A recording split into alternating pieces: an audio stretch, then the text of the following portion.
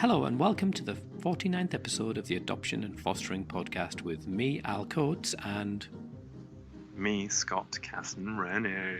Woohoo! Well, Scott, you're excited, aren't you? I can tell. I'm very giddy tonight. I'm so giddy tonight. I don't know if it's because I'm just uber tired and I've just spent like last how many hours on a train just sitting going at 10 miles an hour, or if it's just because I'm really excited about our podcast. Podcast thing.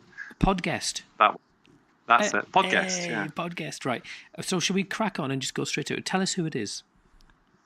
Well, tonight we're talking to Dr Lucy Peake, who is the Chief Executive Officer of Grandparents Plus. And that's why I'm really excited. Because not only is she lovely, because we've met her, and I think you've met her again since. Yeah. Mm-hmm. I just see so much.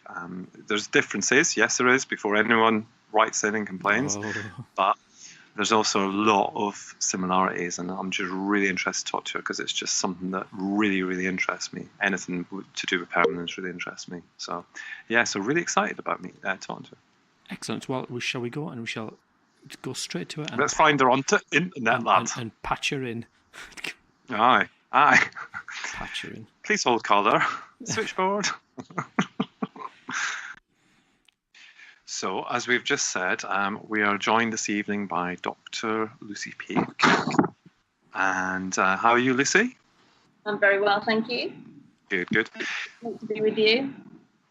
Oh, well, we're delighted you've come, actually, because I think we've been trying to get you on for a while, or we talked about it, then it all went quiet, and then and we're back on again. But anyway, never mind. It's happening now. It's happening in the here and right now. Hello, Lucy, and I've just by the way. Hello, Lucy. Oh, sorry. And you've obviously met Dr. Lucy, the co-host. Yeah, I'll just stay quiet over here.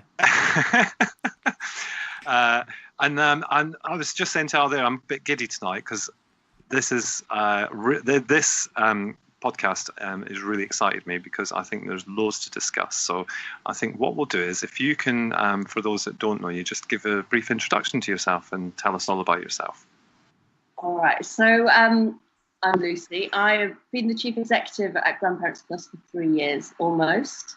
And it's been a really exciting time. I think we are in quite an exciting time for special guardianship and kinship care in general. There's more interest than there has been in the past, but also I think there's some uniqueness in what we do as Grandparents Plus, which has just attracted funders, and we're growing things, so it's all very exciting.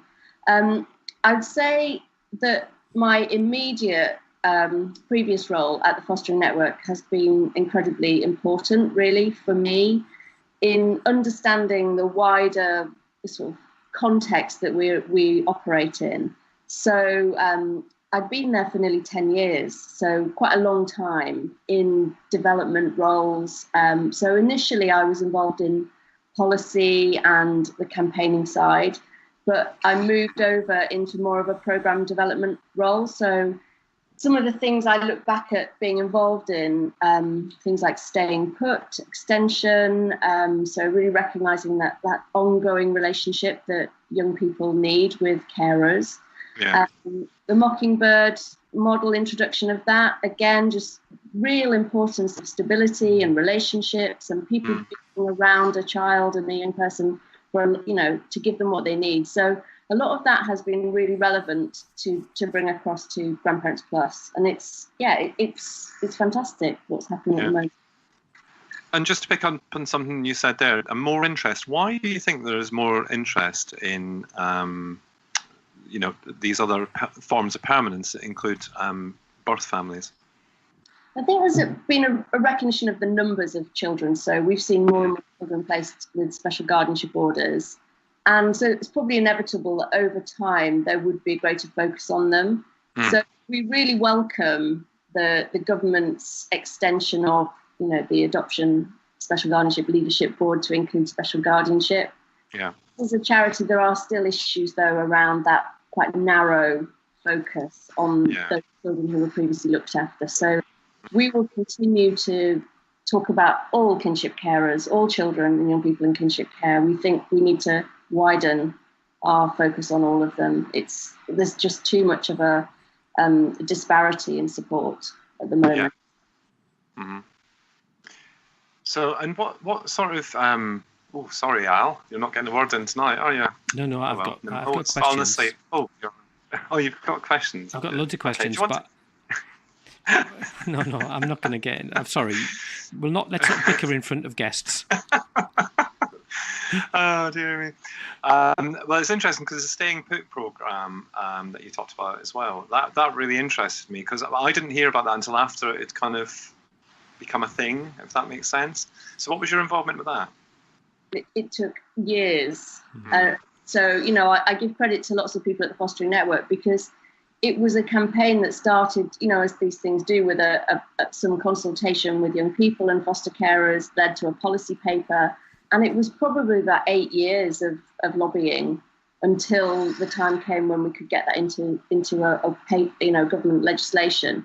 And even then, the funding doesn't always follow. So the take-up at first was lower than we'd have hoped, because there wasn't enough funding for local government to implement it properly. But it was a really proud moment to be part of the Fostering Network when that was implemented. I think it was a bit of a step change, really, to say that we shouldn't be expecting young people to leave as early as we had been. That was kind of setting them up to fail in some way. I mean, it seems like common sense to me that, you know, you wouldn't do the same to a child who, you know, you raised and brought up, and then, you know, you wouldn't say to them at 18, right, we're done now. You know, and the same with adoption, and I'm sure with some special guardians as well, they're exactly the same. It's just common sense, isn't it, that shouldn't end just because they turn 18. Yeah, and I think that's why it almost resonated with so many people, because it was a colleague of mine went to the House of Commons with young people, and they interviewed MPs and said, do you have children? When would you expect them to leave? And nobody said 16, you know. So it's almost like everybody could see it. And in a sense, that's quite relevant for thinking about kinship care, because it's such an obvious thing that you can step in to help, you know, when things go on in the family. But it doesn't mean that those people don't need some attention and some support. You know, It's too invisible. It was a fantastic campaign that was really... I remember seeing there was a birthday card, wasn't there? One aspect of it, which was welcome, you know, happy 18th birthday. Here's your... I can't remember, but it was goodbye sort of thing. And it, because I work in fostering, and we'd seen it, and it's a sucker punch. It's just totally... This is what happens. Children are literally, they're timing out, and then totally, you know, at 18 in this big wide world, which we just don't expect from our own children. Yeah. And we have, in kinship care, in a sense, it's better because there is that relationship that continues. So our research on outcomes for young people who've grown up in kinship care suggests that continuity of that relationship with the primary carer that then continues as long as young people need it, even if they choose to leave early. You know, some young people are still choosing to leave their household when they're young. We would say quite young. The carer is still there for them, so you've got that ability to bounce back when you need it. And you know, it's that thing that we would hope for all our children, wouldn't we? That if they leave and then they need to come back, we're still there for them. Oh, don't talk to us about that. I tell you, we're feeling the burn, aren't we, Scott? A little bit, yeah. A little bit. We love them dearly. I love being a parent. And my oldest is 13, so I'm not there yet. Oh. Well, you know where we are when you get to that. Come and see us. Blimey. Oh, dearie me. So looking a little bit further into, you know, SGOs and kinship care and stuff, what are some of the unique challenges that these guys are facing? And when I say guys, I'm just using that as a kind of term of loving, in terms of they're just, you know, I guess we know it's very different in some ways, but in some ways it's so much the same. And I think that's why I'm a little bit giddy tonight. So you'll have to forgive me. But you know, what are these unique kind of challenges that they're facing, because they're quite obviously going to be different to adoption, aren't they? Mm-hmm. So when I talk about special guardians and kinship carers, probably worth me saying I'm really talking about kinship carers. So it's family members who stepped in to raise a child. And they might be anyone from a family and friends foster carer, special guardian, child arrangements order, residence order, or nothing. And Grandparents Plus proudly supports all of them. And so I kind of will talk about them all. And the thing that they've got in common is they are family who've stepped in, irrespective of that legal order. And of course, the key thing that's different is that they are family. Often it's not planned, so they've stepped in some kind of crisis. The other thing is finance, so we could talk a lot about finance, and just the ongoing issues for them, particularly around contact and relationships within the family. So there's a lot of things that we could start to explore that play out as real challenges, I think, for kinship carers. So, if we started like with the first one, that kind of step in crisis, you would contrast that with adoption and fostering, where you have time to think, you are offered training, you meet people who've gone through it, you get some advice and information about your options and what support will be available.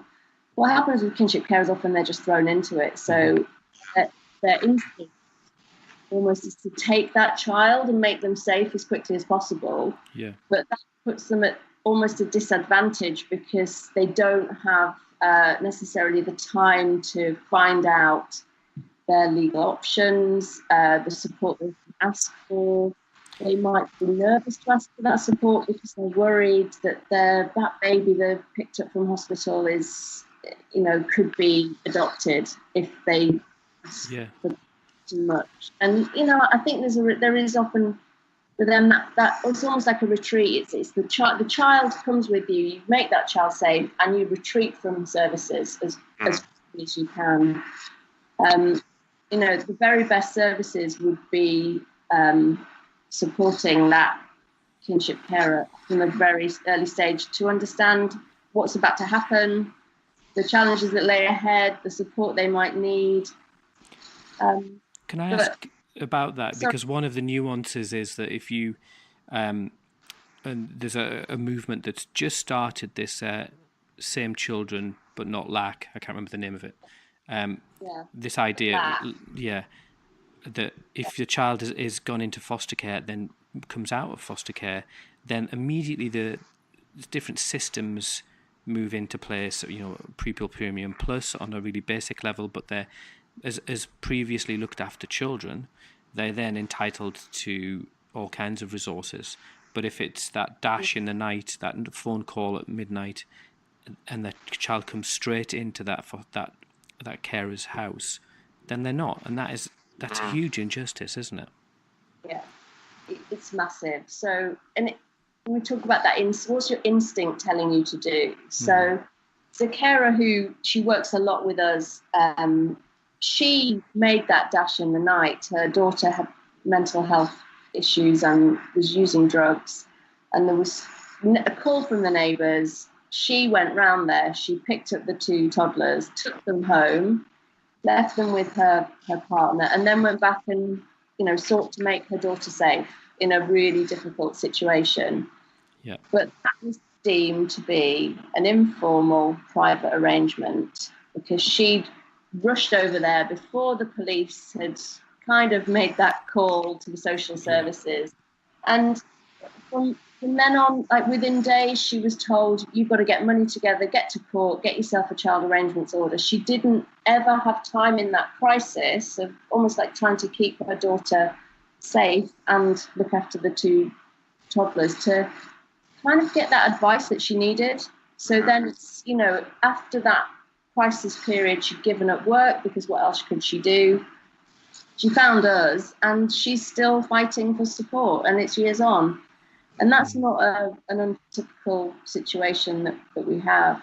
So you're absolutely right. It's almost like to access support, you have to become a looked after child, which is actually against the guidance. Children shouldn't have to do that, but it's almost the way the system's set up, and it's being made more obvious by things like extension of adoption support fund for some children and people putting in some children. Yes. And I think carers are spotting that, and that's why that campaign's come about. Yeah, the lack of lack, isn't it? That's the lack of lack status campaign. Do you? Sorry, Scott.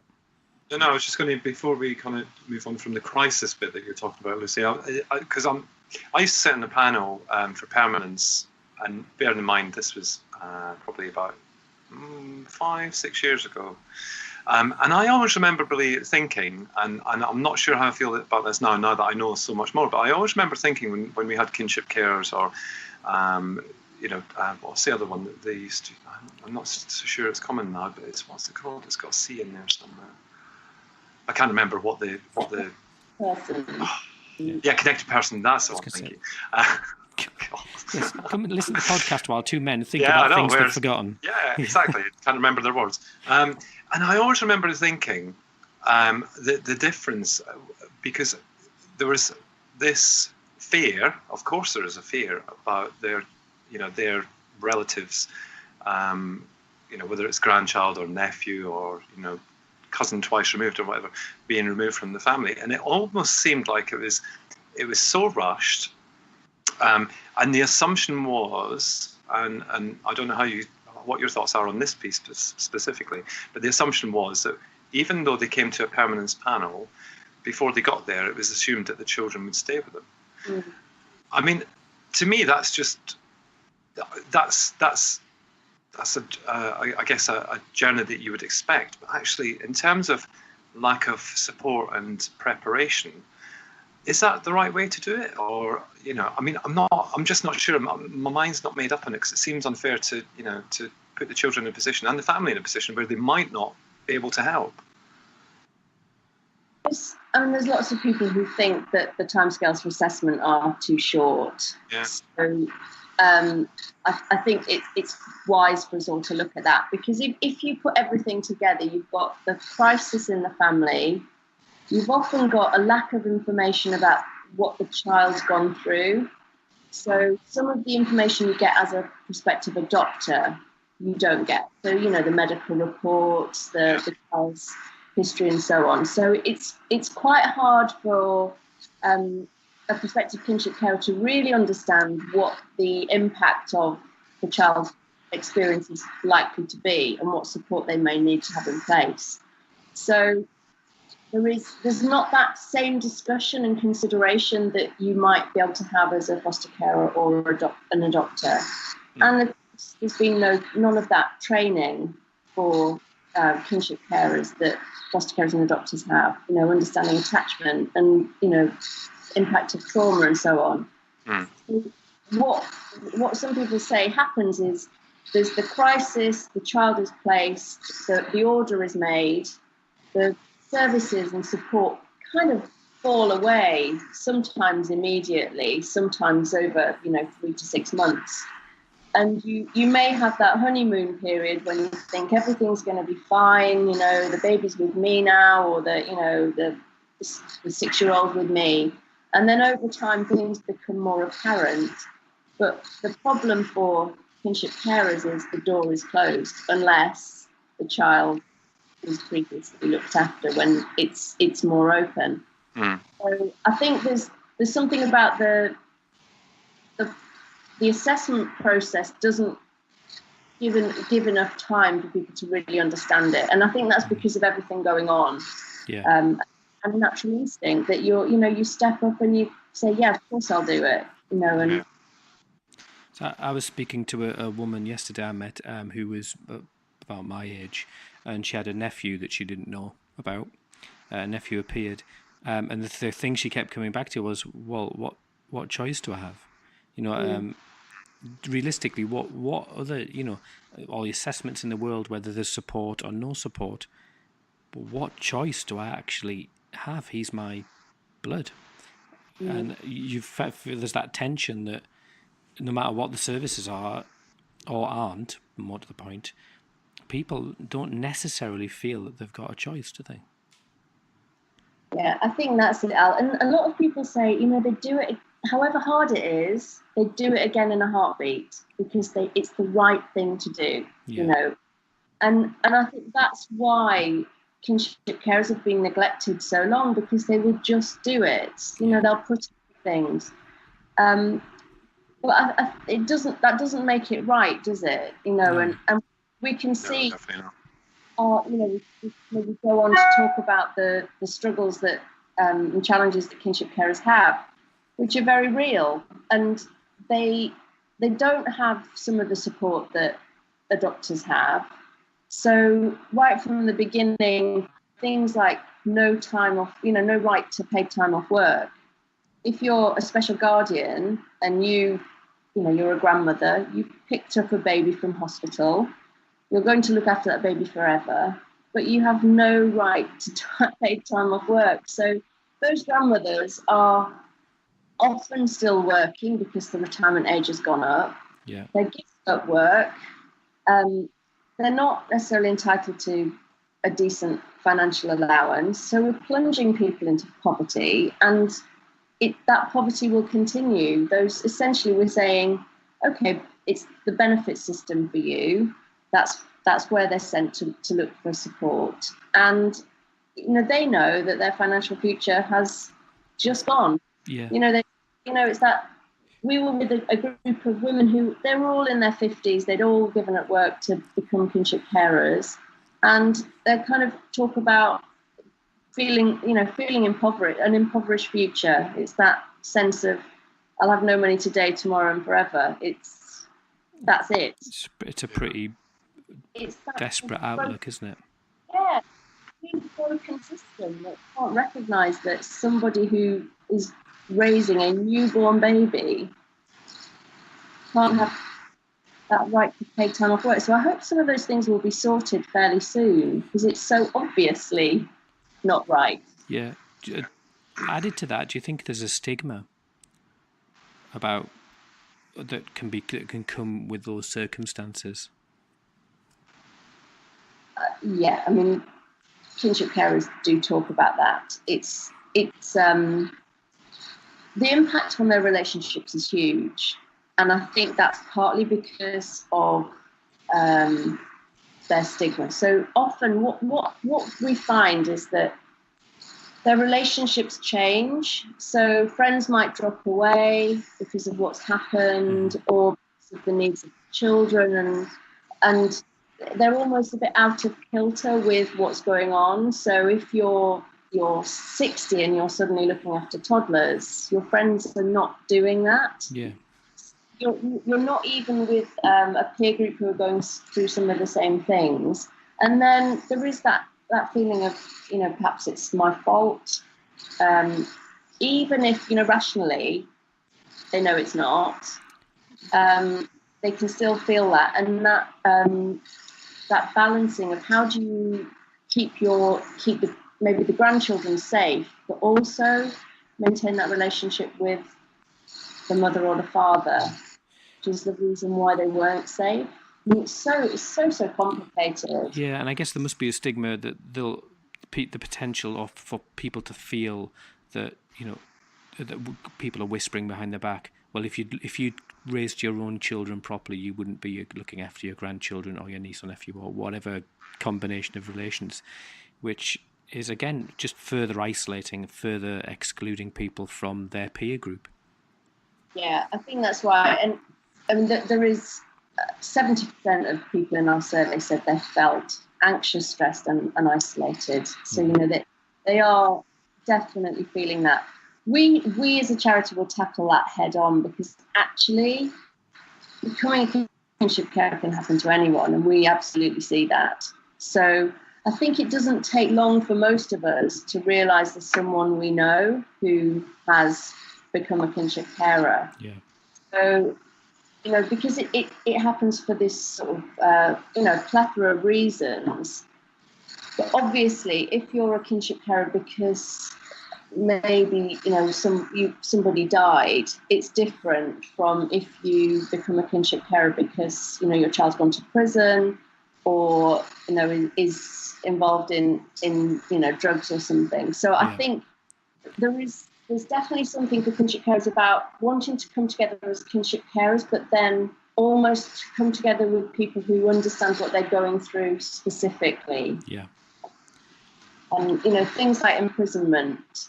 We know that with one of our projects, the grandparents who were looking after children because of that, they were reluctant to come to a general peer support group because they felt that sense of difference and stigma and things like that. So, sometimes we're going to have to do things for separate groups.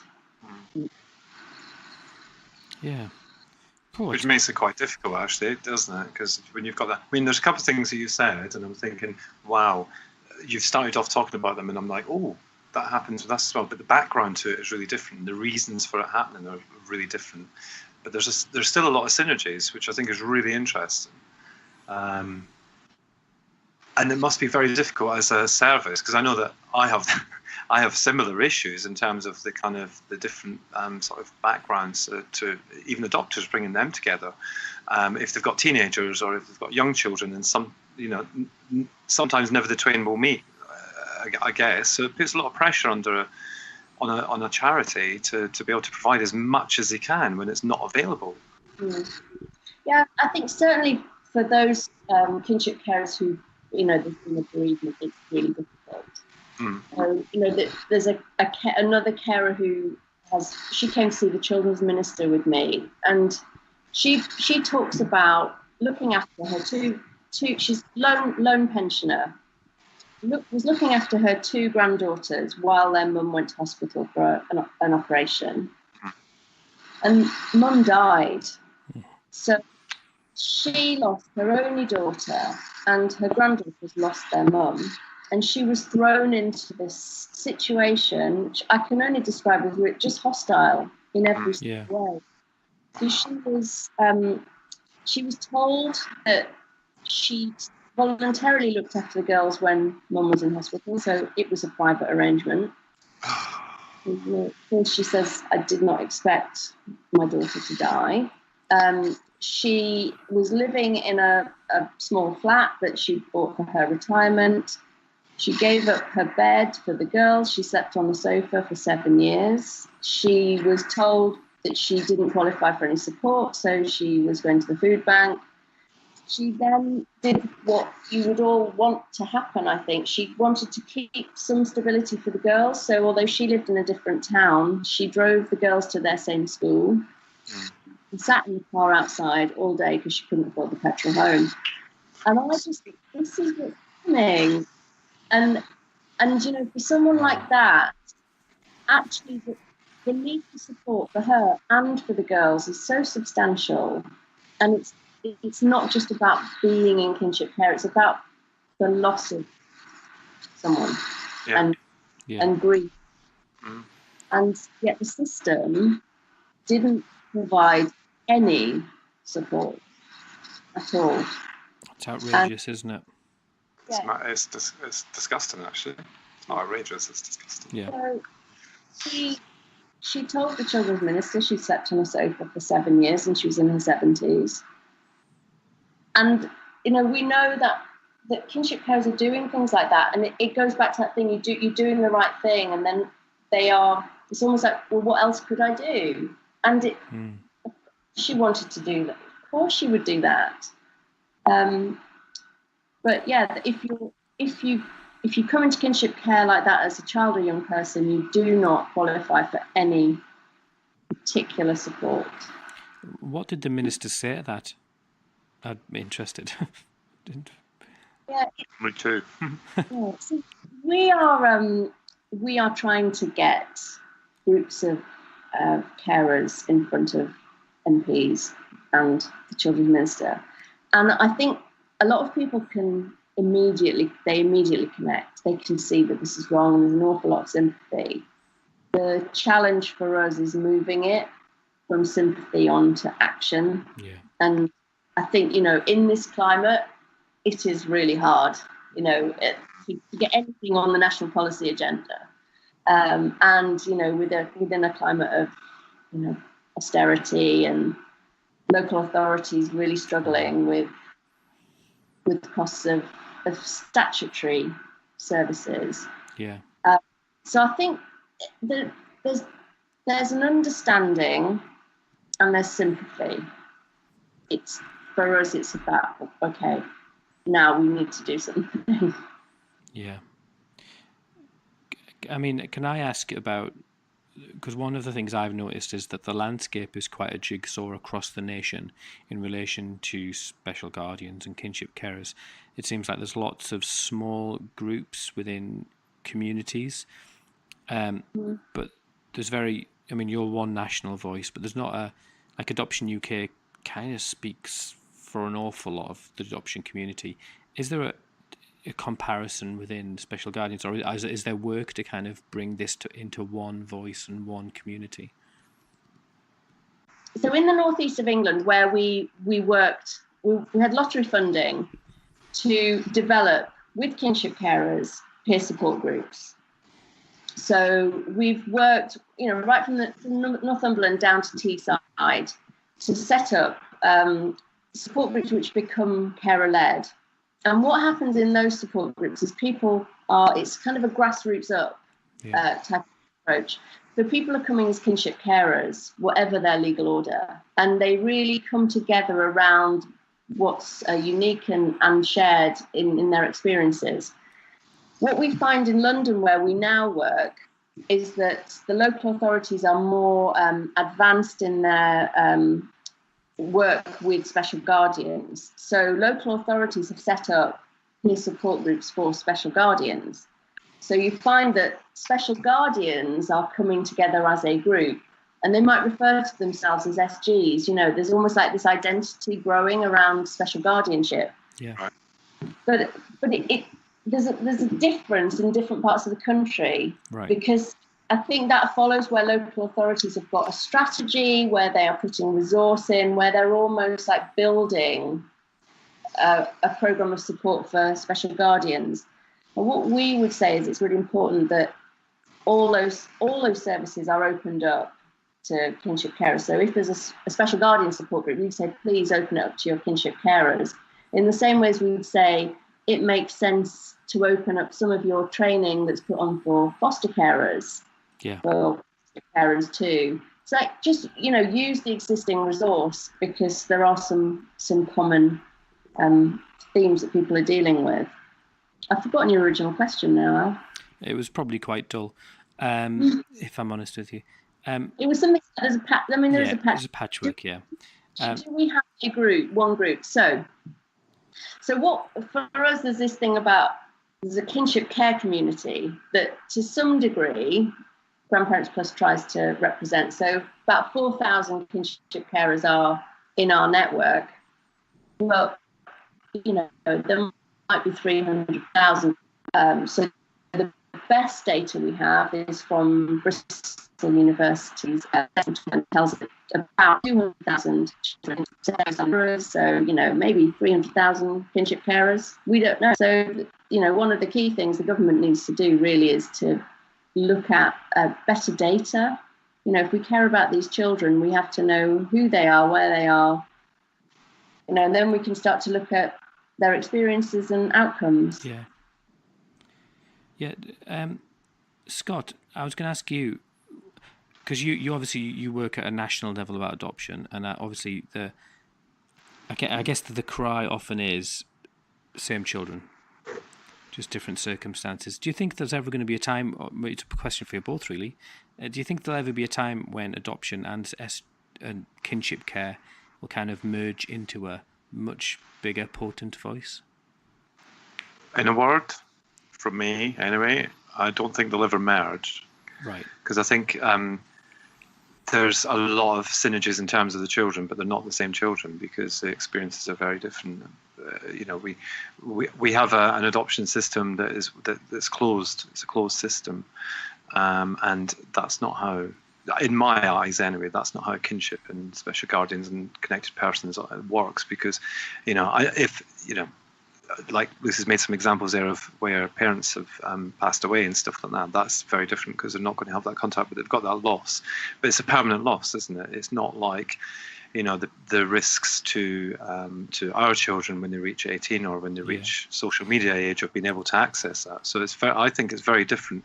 I think there's some synergies in the way we can support the people who are looking after, whether they're parents or carers or But I don't, for me anyway, I don't think the two could ever merge to be as one. I think if you were going to class it as a permanence option, so if you're looking at all types of permanence for a child and making an assessment based on the needs of the child, it could fall under a permanence kind of umbrella, which it does already. But I think that that they've never been brought together in the way that I'm conscious that we need to try and bring together, because actually, if we can, I don't know what I'm trying to say, but I guess what I'm trying to say is that these kinds of permanence all need to be supported, and the people who are looking after these children need to be trained and all that sort of stuff. Mm-hmm. So that's what's key. So there needs to be some form of umbrella, and there needs to be organisations like Adoption UK, like Grandparents Plus, like TACT. We need to all be working together, and that's not to say that's the only three I'm thinking of. I'm thinking of a lot more than that, but we all need to be working together to come to a solution where these kind of types of permanence are all supported. But we know, you've got me on. See, you've got me fired up now, Al. But we also know that even adoption isn't perfect. No, and I think that's where my my heart is pulled, because actually adoption isn't perfect, and we know that. But actually, we have it in terms of support. At least it's recognised that we need it. Yeah. And that's not where kinship care is. And I totally agree with what Lucy said about SGOs. There was a point where SGOs just fired up through the roof, and I remember it happening. And a lot of funding has been taken away from adoption in some ways, and this isn't something that is probably that well known, but it was to support SGOs. But actually, what about those groups that Lucy's talking about? So. Sorry, I banged on there. No, as you saying that, but when I was thinking about come together, I was thinking, imagine if we, like the education issue that is ongoing for a lot of parents. So if, say, the Fostering Network, Grandparents Plus, Adoption UK came together with one voice and said, we need to support traumatised children in school, that's not just a cohort of 50,000. If those numbers that you're speaking about, Lucy, are right, we're talking about 500,000 people? 500,000 children? I think that would be amazing, because I watch the work that Adoption UK are doing with schools. It's phenomenal. And actually what you're doing is raising awareness within schools about what those children have gone through, and therefore how the school might respond to them appropriately. Yeah. And I do sit back and I think, that would be so relevant for our children too. Yeah. And that's where I think, we could definitely work together. I think, there is, for me, I talk about this quite a lot at the Adoption Support Special Guardianship Leadership Board. The kinship carers are the poor relation, but equally so are those bodies that support them. So at local authority level, there is varying and sometimes very limited dedicated support for kinship carers. And then at national charity level, in the voluntary sector, there has been capacity building for years into adoption and fostering. And that's absolutely right. But that has never, ever happened for kinship care. And so it's no surprise that we are the size that we are. And until very recently, it's just a struggle constantly to be funded. And my hope is that as kinship care is more recognised, that and that's at every level. So schools will respond differently to kinship care, as they'll know it exists. Funders will know that kinship care exists, so it will become a priority in the same way as looked after children are a priority, quite rightly. Government level, it will be recognised. So we know that one of the issues for kinship carers is no one's ever heard of it. Yeah. So at least if you're an adopter or a foster carer, when you say you're that, they might not understand really what it is, but at least they've heard of that term. Whereas we're even one step back. We've got to often explain what it is, and then yeah, I understand now. But that happens for kinship carers at every turn. So if you approach your housing office, people say, "Well, I don't understand." If they go and try and get a passport, people say, "I don't understand." It's almost like we've really got to start raising awareness, and then thinking about where does the system need more capacity to support people effectively. Crikey. You've got a big job ahead of you. It's madness. Lucy? It is. I know. I was just thinking that as well. Crikey. You know, and because thank you for mentioning the education campaign, Lucy, because I think that's one of the key things that we have been very aware of from the beginning. I mean, obviously we're working with some partners in different areas. We're doing this as Adoption UK, and obviously the clue's in the name, isn't it? Adoption. So when we say things, it is about adopted children. But the message that we're trying to get out there is about the fact that, the majority of children in school will have suffered some form of loss or trauma. And in actual fact, by using some of the approaches and strategies that we're trying to get them to think about and use, actually it can affect whole school.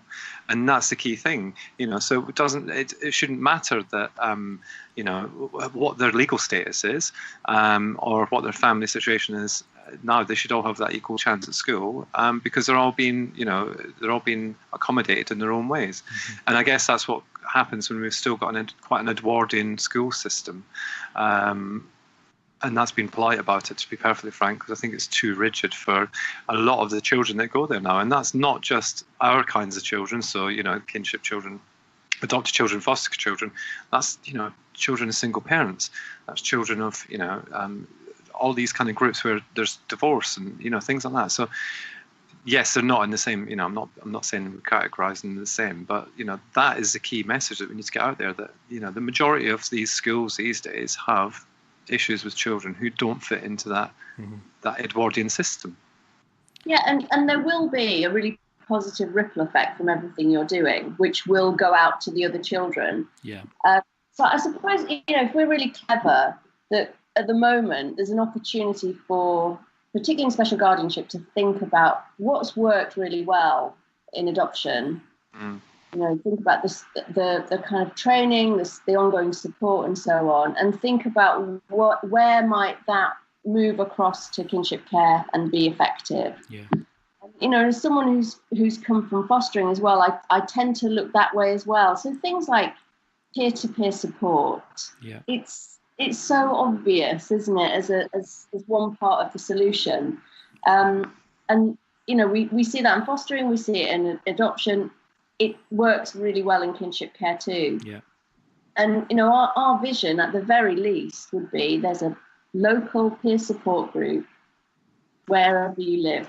So at least you can go there, and it really just it builds that capacity of the kinship care community as well. So we see, however hard people have, they found it in their journey through being a kinship carer, there are so many who then want to change things and make it better for others. And that's why I think support groups can work so well. So we have, I think now in the Northeast, there's 29 support groups in the Northeast of England. So you can still be a long way from one, particularly in Northumberland. But we have funding from Nesta, the innovation funder, to scale that up. So to look at scale ups towards our vision of there are groups everywhere, and not just physical groups, but also virtual groups for those who, for whatever reason, can't get to the support group or don't want to get to the support group. There'd be some kind of online support, which I know is much more advanced in adoption. Is that more a reflection of the demographics of kinship carers as well, that they're perhaps that little bit older and they're not like Scott Young and hip and down with the kids? I'm just looking at him now. Don't do that. I think partly. I think some of it's about age. It's about the fact that in general kinship carers have less money. So some of the, they might have quite a basic phone, but then they wouldn't have, the swanky iPad. I'm generalizing here, but when we're developing our online pilots, we're looking at trialing WhatsApp, for example. So it's entry level, everybody can do it. We're not making any assumptions that people have got flash kit and lots of time and things. So, the demographic is really interesting, and I think as Grandparents Plus grows our services, we are increasingly not just supporting grandparents. Yeah. And even when we look at our grandparents, they are 40 plus. So, they are not, one particular group. And, I've recently, met sibling carers and aunts and cousins and people who are coming along to our things. And some of them are working, they're really, really busy. They cannot go to a support group that meets every Tuesday. Yeah. So we know we need to develop probably just a range of options like any other charity would do. There are some people who are going to want to meet face to face. There's some who prefer to do it online, in the evening. And, again, we have to grow, and we're going to test things and see what works. Yeah. I'm conscious that we've taken up loads and loads of your time. It's really interesting. I guess I've got a final question. I don't know whether Scott has, but my final question is, you probably have, is... I've got millions still. You've got thousands. What do you see the future? Where would you like to see the future go for kinship carers? Magic thinking. The magic thing. So the big thing would be a Kinship Care Act. We want kinship carers to be seen as a group. We want them to be thought about, services structured to meet their needs, everything. Basically, they need to stop being divided up by legal order. And, that whole square peg in round hole thing. They have a unique set of challenges. They are not the same as adopters, even though some things will be the same. They're not the same as foster carers, although some things will be the same. And yet we've never really thought of them. So we've looked at adoption, we've looked at foster care, we've looked at residential care. We think it's time to look at kinship care. And from that, we would address all the things that we need to address. So, what support is needed through that journey of being a kinship carer, and what support is needed for the children and young people that they're caring for. So our ambition. It seems reasonable. Really reasonable. And along that journey, there are real urgency. I mean, finance is just an unbelievable challenge for kinship carers. So, we know they're dropping out of work often because they have to look after the children. We've talked about the lack of parity with adoption leave already.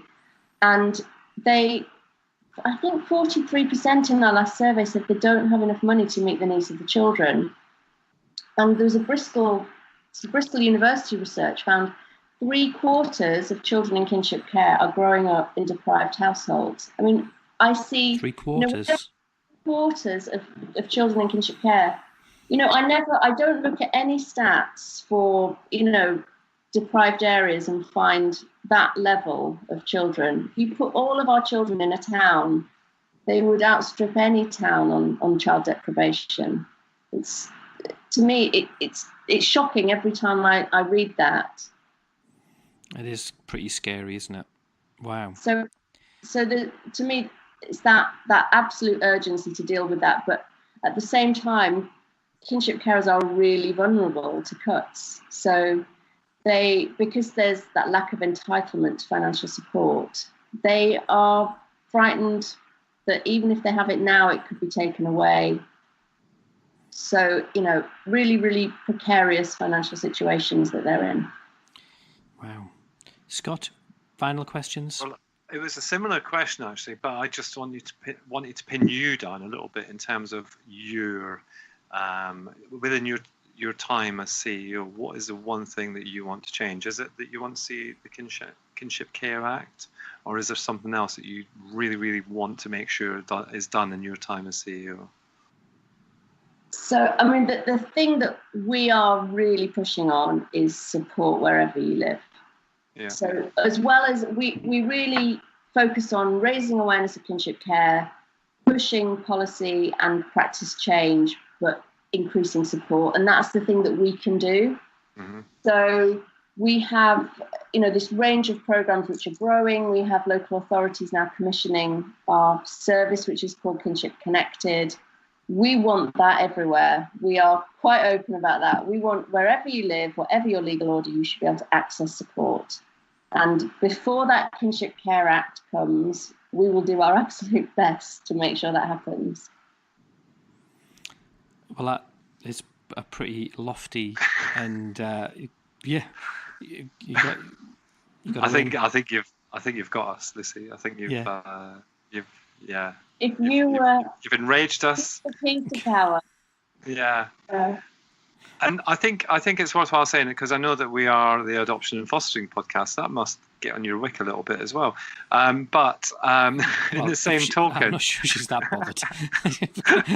In the same token, I think that one of my kind of reflections on this whole conversation is that we must in some ways as adoptive parents be not an enemy. I don't want to use that word, but we must be like the dread of every kinship carer in terms of what might happen or what could have happened or what might still happen if they're not supported, if they can't if they're not trained with the techniques and strategies to be able to parent these children, etc., etc., etc. So I wanted to say, and I think that probably on the majority of on behalf of the majority of the adoption community is that we are on your side with this. We know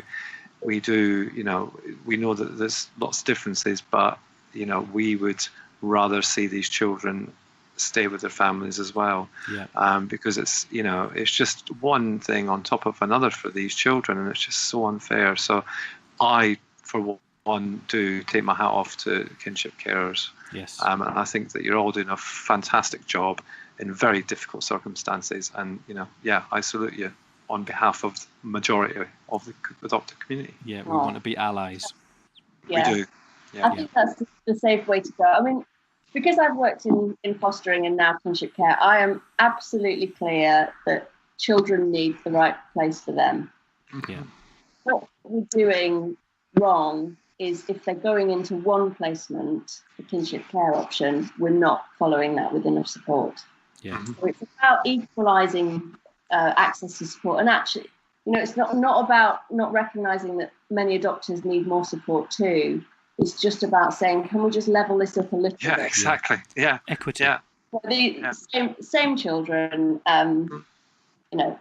That's what we have to stand for. And we know that actually some children move between the systems. So of course. Children can be fostered and then adopted. They can be fostered, then go into kinship care, go back into foster care. It happens. So let's just be child-led on this. Yeah. The needs of the children, not the legal status. Well, that's why you're the doctor and we're not. Basically. I only use that on Twitter. Someone got my name first. I would use it if I had one. I would use it all the time. I'd make my children call me if I had one. Well, you do. You make them call you MBE as well. Yeah, so Dad MBE. Yeah. Yeah.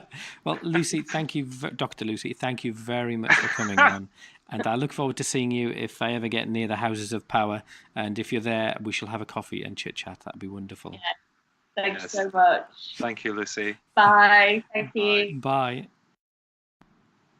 Well, there you go. That was Dr. Lucy. I really, really liked her. I'm lost for words, really. I really am, because. Well, that was the end of the podcast.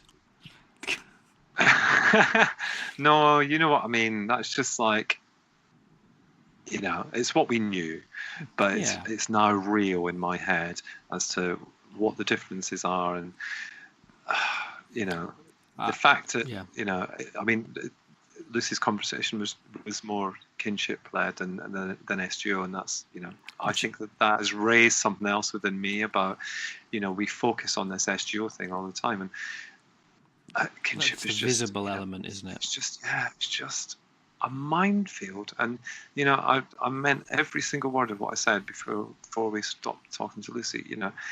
we must look like the big, as adopters I'm talking about, yeah. we must look like this kind of thing that everybody fears in kinship care, because and I've seen it, and I've heard these stories where grandparents and aunts aren't supported or trained to be able to deal with these behaviours that they're experiencing, and they're at risk of losing these children.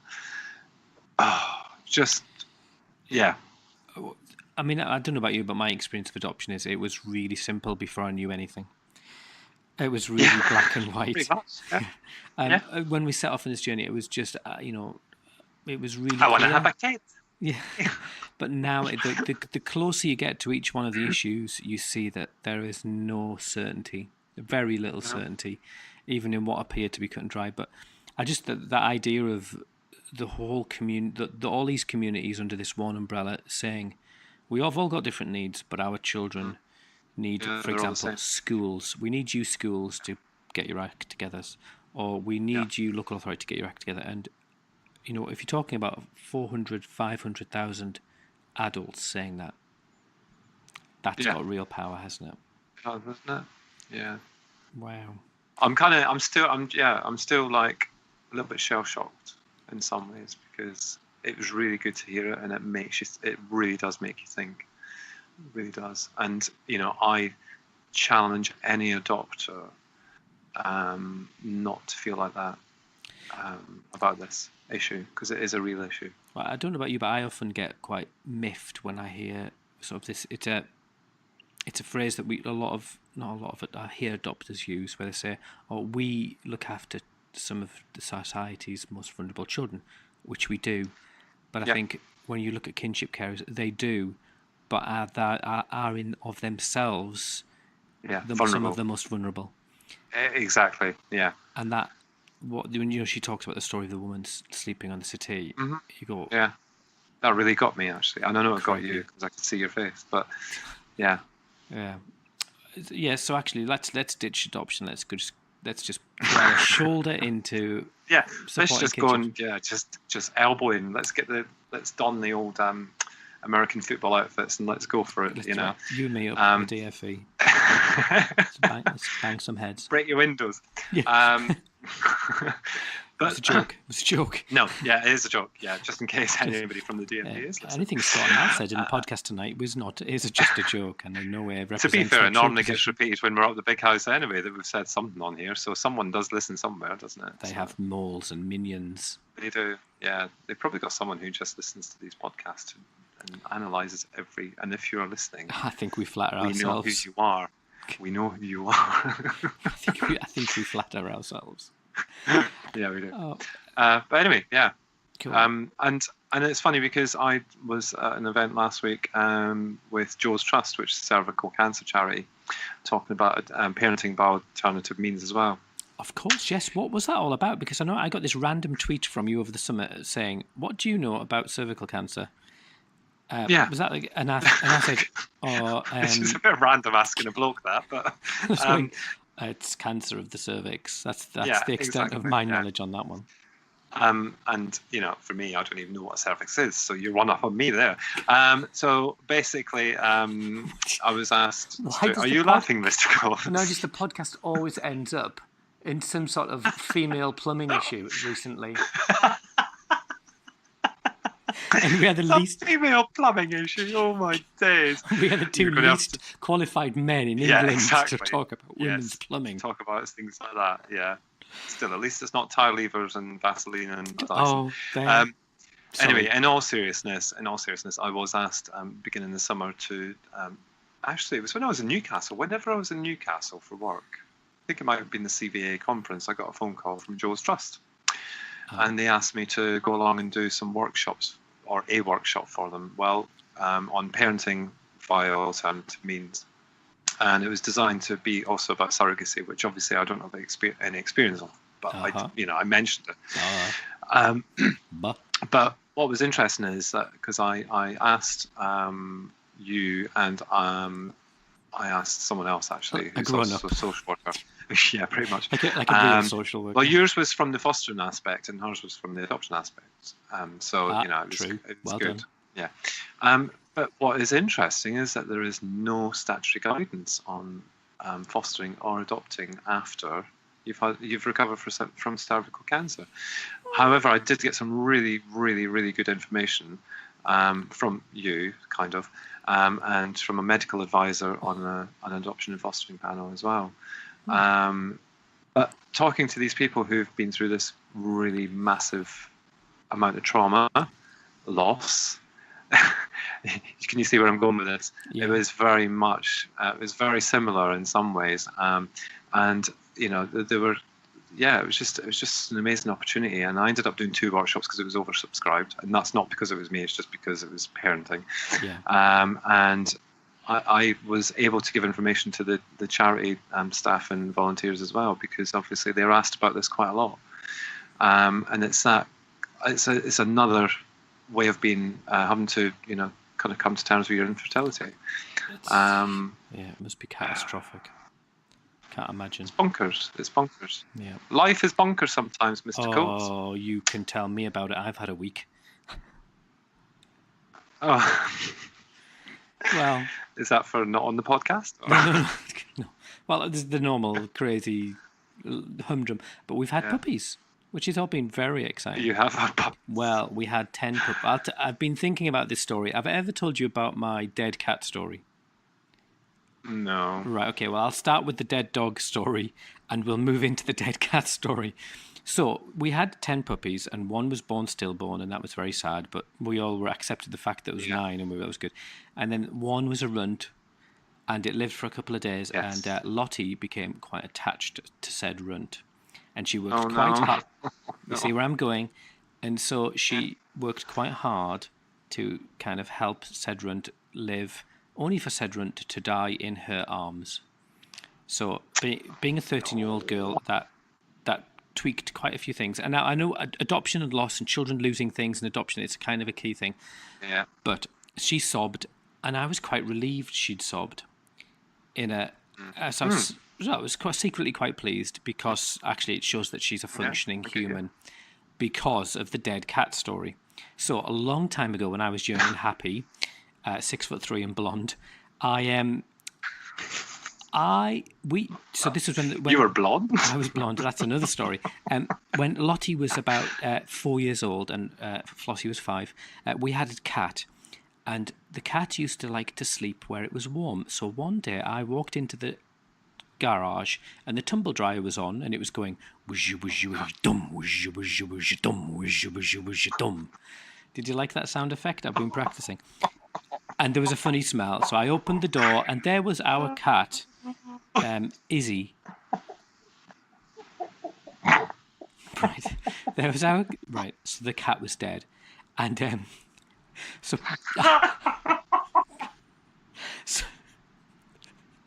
stop it! It's not funny. I'm just going to have to mute myself, I think, because anybody listening to this will think I've got some. So I opened the door to the tumble dryer. The cat was dead, and I thought, "Oh crap!" And Paula had jumped in, and Paula had set the tumble dryer away. So I thought, and the cat. The cat was very dry. I'll give it that, but very warm as well. So I don't. So I took the cat to Paula. I took the cat to Paula, and I said, "Paula, the cat." And Paula was bereft. And even now, 9 years on, you can't mention the cat and the tumble dryer. But this is where it got interesting. So I thought, I was like quite new at adoption then, and I thought we need to make sure that this all makes sense in the girls' heads, and that it's a loss. And I was like one of the, when people are new at adoption and they're bothered, I was like that. And I was thinking, what am I going to do? And I'm going to have to make sure that it's a loss for them, and it's not compounding other losses. So I was like really bothered. So I wrapped the cat in a towel with just its head sticking out, like swaddling, like a little baby. And in the morning, I said to the girls, look, 4 and 5, and I said, right, look, I've got some really sad news, but you need to know that, that's okay if you feel sad, and it's okay to cry, and it's okay to all of that kind of stuff. So I showed them the cat, and expecting some sort of response. And Flossie wasn't bothered. She was a bit silent. And Lottie, who was 4, looked at me and went, "Can we have her?" And I said, what do you mean? She said, well, can we have her? Can we play with her? And dress her up and stuff? I was going... So I was a bit like, when the hairs on the back of your neck stand on end. I was going, no, she's dead. Psycho. She's psycho. No, she's dead. She's dead. And she went, okay, right, okay. And then she went away for about a minute. And then she came back and she went, look. How about we have her for just an hour? And I was going, no, you are just freaking me out now. You are just the craziest freaking kid in the world. So that's when I thought, actually, these kids are not normal and they're all... So when she cried on Sunday, I was like, oh, she's a functioning human. Having said that, she cried for an hour and then she was 10 minutes and she was fine. So that's my dog story. Of course. Yeah. So, but never mention the cat. She didn't dress the dog up or anything, no? No, she does dress the... No, she didn't dress... Actually, I better check the bin that she's not taking it out. Oh, good grief. Oh, that's a terrifying thought. What have you done this week? That's just one of those funny adoption... what have I done this week? Well, you've just reminded me that we've just lost a cat, actually. Oh. Literally, our one-eyed cat. She's not been home for about 6 weeks, so we think that she's gone to a little cat place in the sky. Oh. We you know how some cats do that, don't they? If they're not very well, then they take themselves off to very appropriately throw themselves from a tree. I don't know. So that's just happened. But yeah, just same old now. Same old. The house is sold. We have to move fast. It's looking like by the 12th of October, actually, and we have done nothing. So I'm thinking I might be a little bit busy. Blimey. And have you got a busy couple of weeks leading up to then? Are you busy with work? What do you think? I was saying, I've said it a couple of times today, actually, because I was at a board meeting today, and I was, saying, "Oh, how are things?" You know how you just chit chat. I said, "Oh yeah, I've never been to a board meeting in my life. Expecting to move." Yes, you have. I know you have. And they said, I said, we put the house in the market, expecting to maybe sell January time, February time, nice post-Christmas thing. No, that's not to be. So if we were in a rush to sell, we wouldn't have sold. But why not? Why not just put a bit more pressure on us? Such is life. Why not? So that's running up to the Adoption UK conference, which I know normally you don't like to crossing of the streams. But we could plug the conference is looking exciting. Even though today, did you notice I got tweeted in that I was speaking? Did you know about that? Yes, I know. I saw that, and I had to correct them because slightly awkward. I don't know where they got that from. Actually, bless them. Adoption Matters, our lovely friends of the show. They've never been on the show, but they are our friends of the show because they give us bourbons when we go and visit. Even though we've never visited together, we have visited. Yeah, Della Evans was on the show. The show. It's not a show. Yeah. She was on so she was. Yeah. It seems so long ago because she's went off to have a baby, isn't she? So, and it feels like ages. Della Evans is not having a baby. No, who is it? Oh, that's not Della Evans. Della Evans is retiring. Who's had a baby then? Someone from Adoption. What? No, she's not. She's Della young. Evans is retired. Oh well, we need to have this conversation off air because we're clearly going to upset Della Evans, whoever she is. Someone's had a baby. Maybe I thought it was Della Evans. Maybe there's two Della Evans. Della Evans. Right, Google Maybe it. There is. Anyway, I think we're just prattling on now, aren't we? If you've got this far, we podcast, are. Aren't we? You've probably slipped into some sort of coma. Then well done. Yeah. Or they're probably asleep and then they'll wake up. Or maybe you're a new listener who came on to listen to Lucy, and if you are, then thank you for listening, and we hope that you might come back because. Some of the things that we talk about might actually be relevant. Why are you saying thank you to me? Oh, you're saying thank you to the people who are listening. Yes. I didn't. And look out for our foster carer stories. Yes. # foster carer stories. # foster coming stories. soon. And some more adopter stories. Excellent. Yeah. So, you have a good week, Scott. I tell you, folks, we are on a roll. We are on fire. We are on fire. Literally on fire. And the weather must be playing up because you're breaking up again. So. All right, okay. Well, it's been wonderful as always, and I shall look forward to seeing you. Are you going to the First for Adoption Awards, by the way? Oh, yes, and we've got that as well. Yes, we've got the National Adoption Week Awards on the 16th of October, haven't we? And we're just And don't forget, it was we? my birthday. It's my birthday. No, we're not. We've been invited officially, Al, and you know we have. All right. I'm kind of up for an award in a third party way as well. But just bear in mind, it's my birthday on the 13th, so I'll expect my card and present on the 16th. Oh, knock yourself out. I do worry that we've become part of the establishment, but that's for another podcast. Anyway, right, okay, I shall speak to you soon. Have a nice week. Ta-ta. Bye. You too. Bye. And you. Bye. You're still there. Bye. Bye. Oh, yeah, Oh, whatever. just sod off. Just go. There. You're just there all the time. Do you not have a home? Do you not have ironing you should be doing? Or a cat to No, look I for? don't, actually. Shouldn't you be out I raking don't have a home. Or a cat? I'm homeless. In fact, your lovely wife offered me the opportunity to come and live with you if it gets stuck. So. Oh, the three of us, top and tailing in my bed. Oh, that'd be terrible. Like Eric and Ernie. Well, I hate to tell you, there's four of us. All right, yeah. And your kids.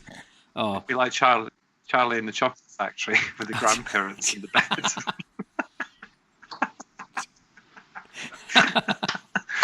But we need to make sure you wash your, Yeah, but which one of our children's Veruca Salt? Oh God. Well, I know who's Mike TV. We've got a choice of two, I reckon. I got Mike TV. Yeah. Anyway, right, I need to go because I haven't seen anybody all day. Yeah, I need to go I'll and lay in a speak to you dark later. room. Okay, bye. You too. Take care. Ta-ta.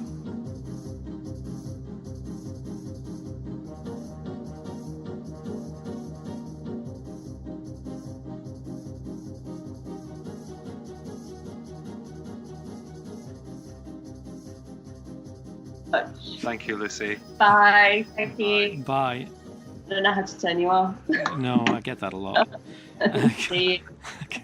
Have you gone? You haven't even gone. No, I'm still here. No, we're still here. Yeah, we don't go. We just actually live in the podcast, don't we? You can't talk about me yet because I'm going to keep you running.